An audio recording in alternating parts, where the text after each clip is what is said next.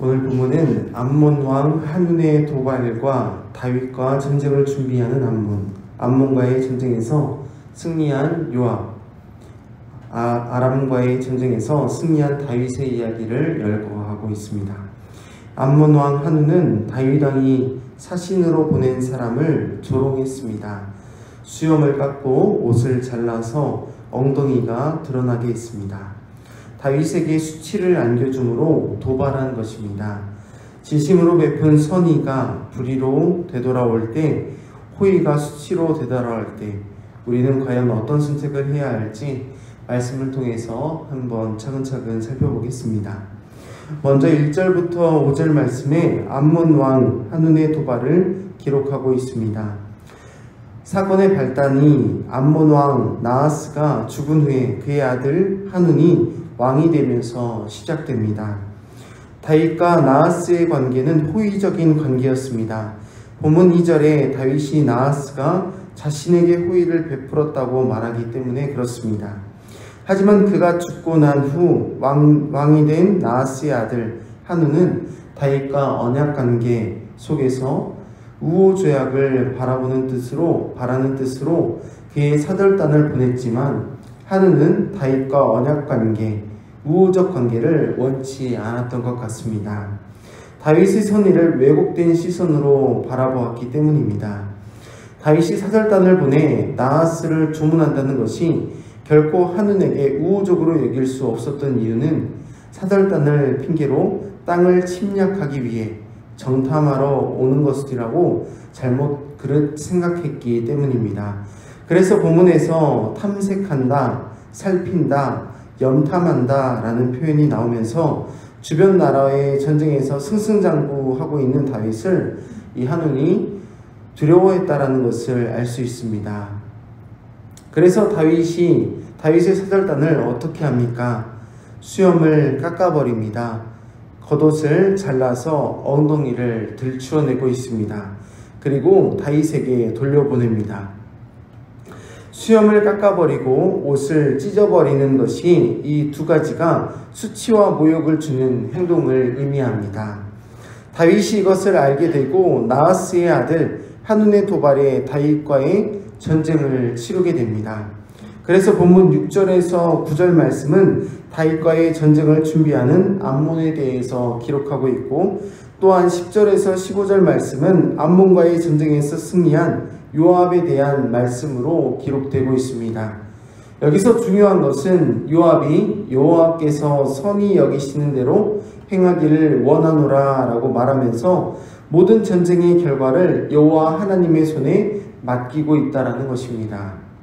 결국 이 전쟁에서 아람 군대와 암몬 군대가 도망가게 되고 여호와 하나님께서 요압의 기도에 응답해 주시고 요압에게 승리를 안겨주십니다.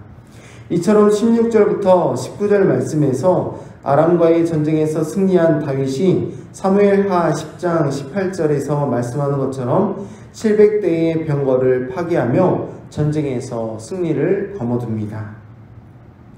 이 전쟁으로 아람 연맹은 깨지게 됩니다. 하다데셀의 지도력 아래 있었던 속국들이 다윗과 평화조약을 맺게 됩니다. 암몬은 이제 더 이상 아람의 도움을 받을 수 없게 되고 다윗에게 선전포고한 결과가 이처럼 주변 나라에서 도움을 받을 수 없을 뿐 아니라 연맹도 깨지는 고립된 나라로 전락하게 만들고 있습니다. 오늘 다윗이 암몬에게 베푼 호의는 헤세드라고 말할 수 있습니다. 안타깝게도 암몬에게 베푼 호의가 거절되고 그 헤세드는 수치를 입은 사절단에게로 돌아가는 것을 볼 수 있는데, 다윗은 사절단을 먼저 보호하고 수치와 명예가 실축된 그들에게 명예를 잃어버리지 않도록 수치를 감싸주며 사절단을 보호하는 다윗을 보면서 하나님이 함께하는 사람들에게 항상 하나님의 은혜, 헤세드가 함께함을 알 수 있게 됩니다. 하나님이 주시는 헤세드는 두려움이 아닌 평안이요, 평안을 넘어 형통함이 함께한다는 사실을 우리들로 알게 합니다. 반면 하나님의 함께하심의 형통함, 평안, 헤세드를 누리지 못하는 사람들은 어떻습니까? 늘 죄악된 옛사람의 왜곡된 시선으로 그릇된 삶을 살아가는 것을 볼 수 있습니다. 한마디로 호의를 호의로 받지 못하고 은혜를 은혜로 알지 못한다는 것입니다. 반면 하나님과 함께하는 사람들의 삶에는 늘 하나님이 함께하심으로 인해 왜곡된 판단이 아닌 말씀을 따르는 하나님의 은혜, 헤세드를 누리게 됩니다. 이처럼 상반된 이야기, 결국 전쟁으로 이어지는 결과가 은혜를 은혜로 알지 못하는 한눈으로 인해 엄청난 병고와 병사들에게 생명을 빼앗기는 결과를 초래하게 됩니다. 하나님의 은혜를 알지 못하는 한 사람으로 인해서 여러 생명이 앗아간다는 것입니다. 이처럼 한 사람의 그릇된 판단이 수많은 생명을 빼앗아 가지만 하나님과 함께한 다윗 한 사람을 통해 다윗의 나라는 하나님의 약속대로 더욱 강성하고 형통함을 누리게 된다는 것이 오늘 본문의 기록 말씀입니다. 성경은 곳곳에서 구원과 심판 그리고 승리가 오직 주께 하나님께 있음을 여실히 드러내고 있습니다. 오늘 본문에서도 암몬과 아람 연합군의 침략을 요압이 아우 아비새와 맞섰는데 군사력으로만 비교하면 수에 지나치게 불리한 싸움이었습니다. 하지만 여호와께 선히 여기는 대로 힘을 다해 선을 쫓아 살아가는 사람들에게 찾아온 결과는 전쟁의 패배가 아닌 승리였습니다. 무엇을 말하는 것입니까? 전쟁은 머릿수로 하는 것이 아니라는 것을 오늘 본문이 우리들에게 알려주고 있다는 것입니다. 역사는 하나님의 선하신 뜻대로 이루어지지 결코 사람의 지혜와 사람의 머리의 수의 많음으로 이루어지지 않는다라는 것이죠. 하나님의 나라는 하나님이 택한 다윗을 통해 다윗의 그 나라를 이루십니다.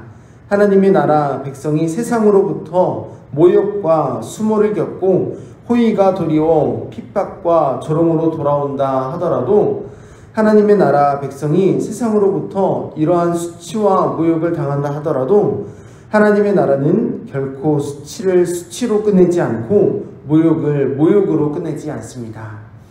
이것은 예수님을 통해서도 알 수 있습니다.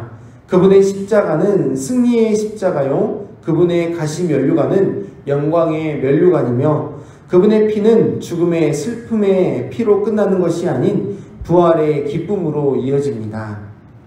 너희가 세상에서 환난을 당하나 담대하라. 내가 세상을 이기었다는 것이 말씀의 약속임을 우리 모두가 믿을 수 있게 됩니다. 성도의 삶에서도 마찬가지입니다. 선한 삶, 진리를 따르는 삶, 말씀을 좇아 살아가는 삶에 반드시 어려움과 수치, 모욕 이런 것들이 세상으로부터 우리에게 주어지고 따릅니다. 그렇다고 해서 우리가 이 믿음의 선한 싸움과 성도의 삶을 포기하냐? 결코 포기하지 않습니다. 심지어 조롱하는 소리가 계속되고 세상의 유혹과 시험이 닥쳐온다 해도 거센 파도와 같은 풍랑이 우리들에게 점여온다 해도 우리의 신앙은 더욱 견고해지지 무너지지 않습니다.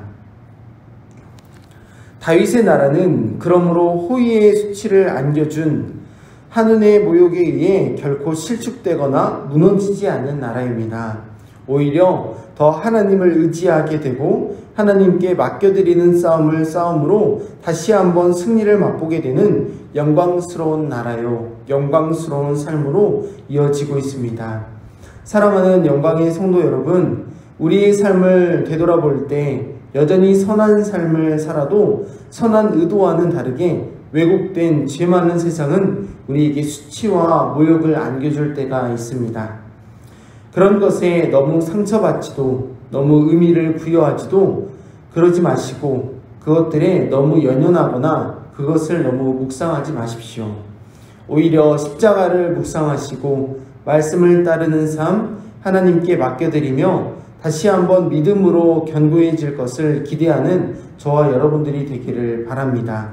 오늘날 교회 안에 너무나 어린아이와 같은 신자들이 많이 있다라고 합니다.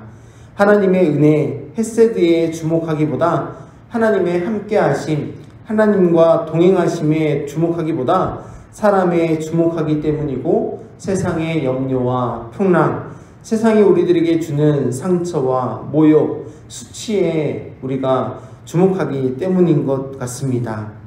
다시 한번 다윗이 수치를 집중하지 않고 하나님께 집중한 것처럼 예수 그리스도가 자신을 못 박은 백성들에게 집중하지 않고 하나님께 집중했던 것처럼 오늘 우리도 정말 집중해야 할 헤세드 하나님의 은혜와 자비, 그 선한 뜻과 호의에 집중할 수 있기를 바랍니다. 하나님이 함께 하심으로 승리할 수 있는 우리 모두가 될 수 있기를 간절히 소망합니다. 기도하겠습니다. 하나님 아버지, 오늘 말씀을 통해 하나님의 은혜를 다시 한번 바라보게 하심을 감사합니다.